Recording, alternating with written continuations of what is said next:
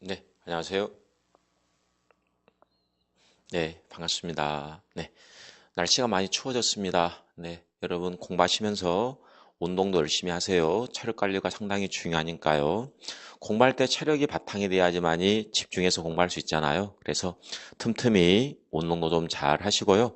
지금은 여러분께서 11월, 12월 달에는 그냥 강의만 열심히 들으시면 된다라고 했어요. 아시겠죠?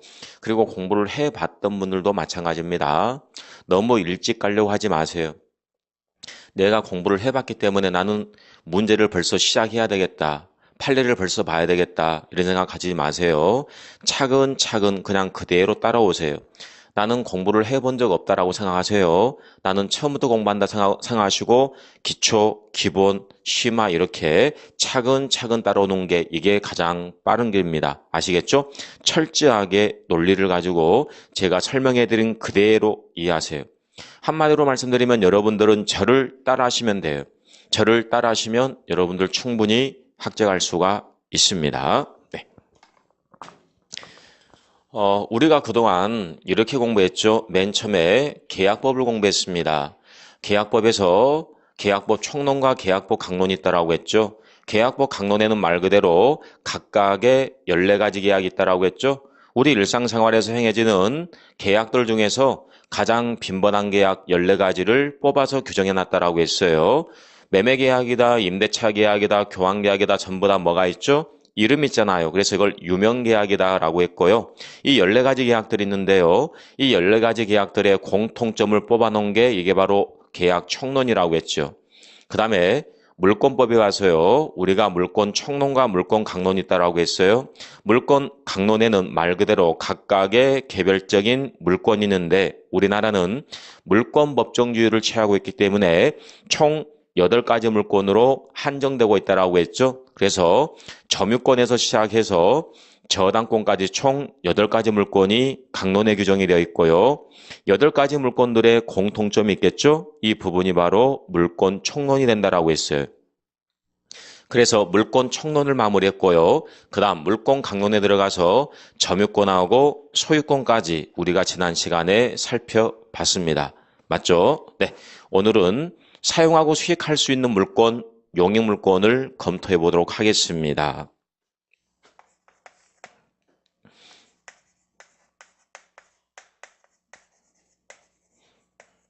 자, 용익물권이라는 것은 사용하고 수익할 수 있는 물권, 이걸 용익물권이다라고 하고요. 용익물권에는 3가지가 있다라고 했죠.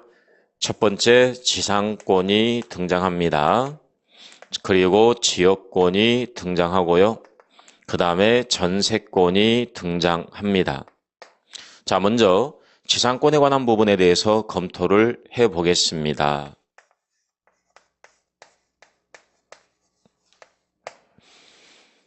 자, 예를 들면 이런 경우 한번 생각 한번 해볼까요? 내가 건물을 짓고 싶어요. 아니면 나무를 키우고 싶어요. 반드시 뭐가 필요하죠? 여러분, 건물을 짓는다, 나무를 키우고 싶다, 뭐가 있어야 되겠어요? 토지가 있어야 될 거 아니에요, 토지. 그런데 내가 토지가 없거든요. 어떻게 해야 되겠어요?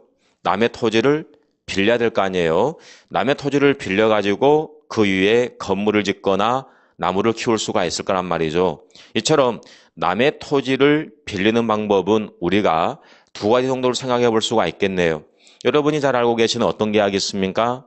임대차 계약을 체결하면 되겠죠. 임대차 계약을 체결하고 토지를 빌려서 토지 위에 건물을 짓거나 나무를 키울 수가 있다는 것이죠. 뿐만 아니라 남의 토지를 빌리는데 지상권 설정 계약을 체결하고 여기 나와 있는 것처럼 지상권 설정 계약을 체결하고 이렇게 남의 토지를 빌려서 건물을 짓거나 나무를 키울 수가 있다는 겁니다. 그래서 먼저 이 지상권에 대해서 의의를 간단하게 좀 정리를 한번 해볼게요. 여러분 쓰실 필요는 없습니다. 지상권에서 이 지자가 땅지자입니다. 토지지자. 그래서 지상권이라는 것은 오로지 토지에 대해서만 성립할 수가 있는 거예요. 임대차 같은 경우에는 토지든 건물이든 동산부동산 상관이 없잖아요. 그런데 지상권이라는 것은 오로지 토지에 대해서만 성립할 수가 있다는 점, 일단 이 점 간단하게 이해하시고요. 의에 대해서 간단하게 한번 제가 써볼게요.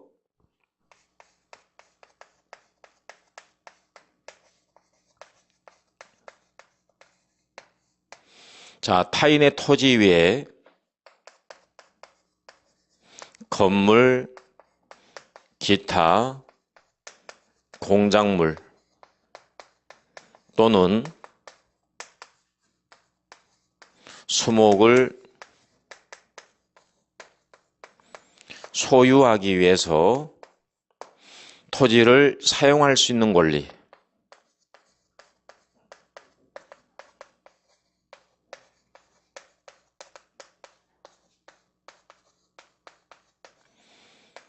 토지를 사용할 수 있는 권리다 이렇게 볼 수가 있는데요. 일단 여기 보시는 것처럼 토지에 대해서만 성립할 수 있다는 것, 일단 이걸 인식을 해야 되겠네요. 이게 바로 지상권의 목적물이 되겠죠. 자, 여기 보는 것처럼 일정한 목적이 있죠. 소유하기 위해서 설정을 받는 겁니다. 목적이 있습니다. 그 다음 건물, 기타, 공작물 또는 수목.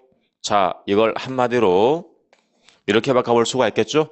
건물, 기타, 공작물 또는 수목, 이것들은 토지 위에 존재하고 있는 물건들이죠. 따라서 이렇게 써볼 수가 있겠네요. 지상물이라고 써볼 수가 있겠네요.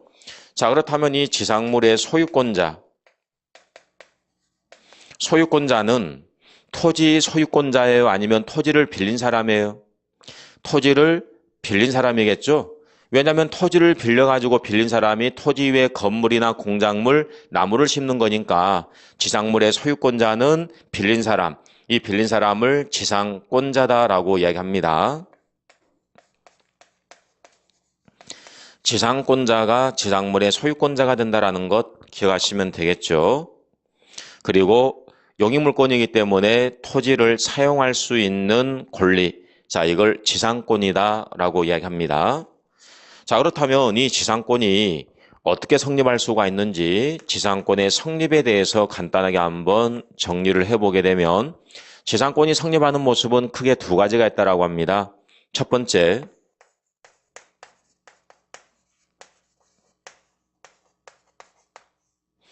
법률 행위를 통해서 지상권이 성립할 수가 있는 거죠.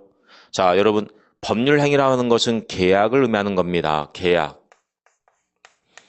계약을 통해서 지상권이 성립할 수가 있다는 거죠. 예를 들면 토지 소유자하고 토지를 빌려고 하는 사람 만나가지고 지상권 설정 계약을 체결하면 된다는 거죠. 자, 또 하나가 있습니다. 법률행위 뺀 나머지 전부를 뭐라고 했죠? 우리 지난 시간에 공부했잖아요. 법률행위 뺀 나머지 전부를 법률의 규정이다라고 했죠? 법률의 규정.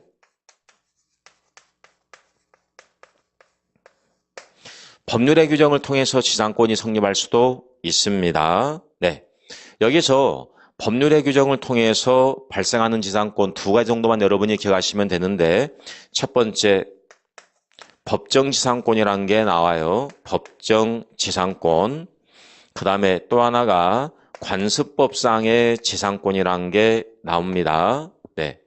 그래서 이 지상권 부분에서 가장 어렵고 중요한 부분이 법정지상권의 문제하고 관습법상의 지상권의 문제예요. 이 부분은 상당히 난해한 부분입니다.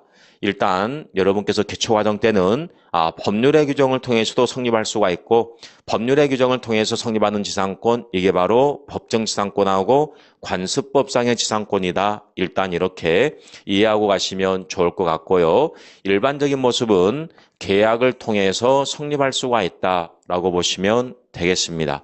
자, 그러면 계약을 통해서 성립하는 모습에 대해서 설명을 좀 해드려 볼게요.